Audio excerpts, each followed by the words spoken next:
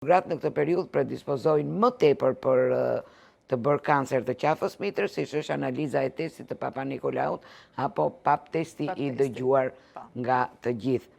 Kryet ekzaminimi i pap testit, pastaj, sigurisht bëhet dhe ajo që unë thash antimilerian hormon, AMH hormon dhe FSH hormon, folliculostimulus hormon.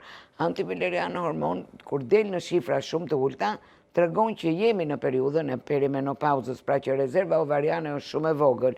Dhe FSH hormon, në qoftë se do t'jetë në shifra shumë të larta, dhe kjo tregon që kemi prap një rezervë shumë të vogël ovariane.